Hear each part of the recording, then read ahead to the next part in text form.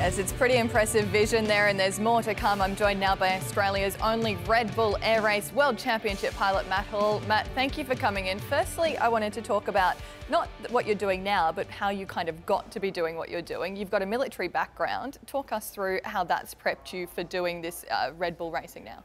Yeah, I joined the Air Force as a teenager and was fortunate enough to go straight onto the jet fighters. And 18 years later in the Air Force as a wing commander, been flying fighters the whole time, including some time in America and in combat. And I think that flying, being disciplined, being able to perform under stress, and very aware of aircraft at low-level operations, it really did set me up quite well for entering this sport. And did you ever think you'd be doing a sport like this when you're sitting there, in the military?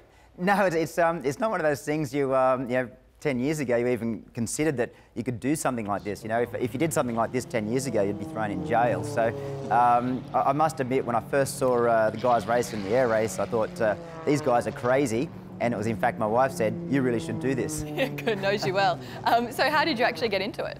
I was over in Perth for the first race in Australia, and I got talking to the guys that were involved in the race, and based on my background that I was a fighter pilot, I already flew planes like this on the weekend, and they sort of offered me a bit of a gig doing some training with them, which then, they did the training, they liked what they saw, I liked how they operated, and just over a couple of year process ended up getting my super license, they call it, and then entering as a race pilot. Yeah, incredible. And flying in general, how did you get into it? I hear you've got a bit of a family history in terms of flying. Very much so. My granddad was a pilot in World War II.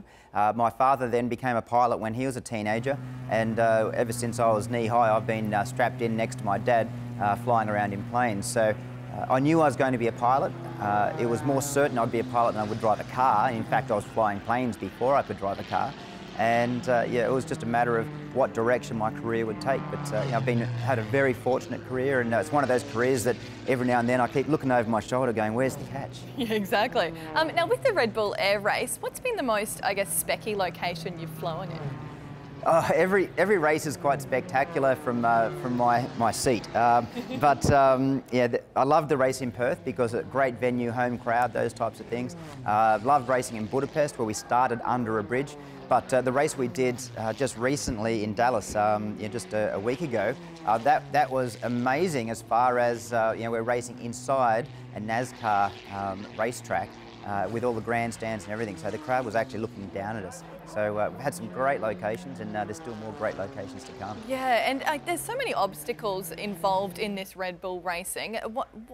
Do you ever are there hairy moments? Are there ever moments when you go, wow, that was close, or do you get nervous? How do you react to it all? Yeah, there are some times where you get a little bit close. I got a little bit close, probably 4 years ago, where I actually touched the surface of the earth while I was racing. That's about as close as you want to get. But it's the sport is evolving. It's becoming safer.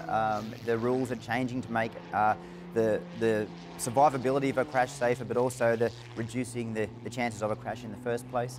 I do get nervous every time I'm racing in the track, but I think that's a healthy thing. As soon as you are doing something like this and you don't actually wake up in the morning with a little bit of nerves, it's probably time to give it a miss, actually. So I think the nerves are a good thing. Nerves are a good thing in any sport for performance, but I'm not overly concerned about injuring myself or damaging the aircraft when I race.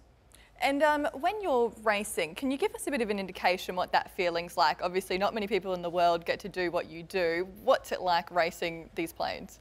Some of the things that the stats, I'm travelling at about 400 kilometres an hour.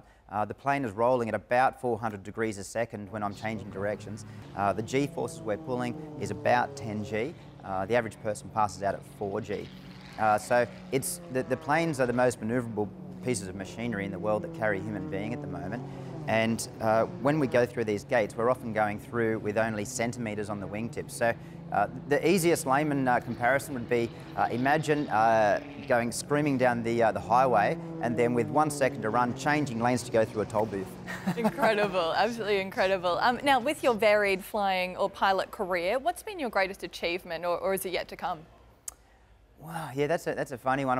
I'm a bit of a always looking forward sort of guy. I never really celebrate past achievements. You know, there are things that I've been very proud of. You know, I'm proud that I was a fighter pilot in the Royal Australian Air Force. I'm proud that I got to fly with the American Air Force and represent their country and my country in combat. And I'm very proud I have been involved in this sport and helped develop this sport. But I would say probably that the thing that jumps to mind was the first podium I made as a race pilot in my rookie year. First time that a rookie actually got on the podium. Standing up there and holding my son up on the podium was a very proud point of my career. Yeah, well, let's hope you can get a couple more with the next stop on the Red Bull Air Race World Championship. It's in Las Vegas. And Matt, you're currently sitting fourth with 2 races remaining for the rest of the year. So we wish you the best of luck for all your endeavours going forward. And thank you for your time today. Thanks for having me.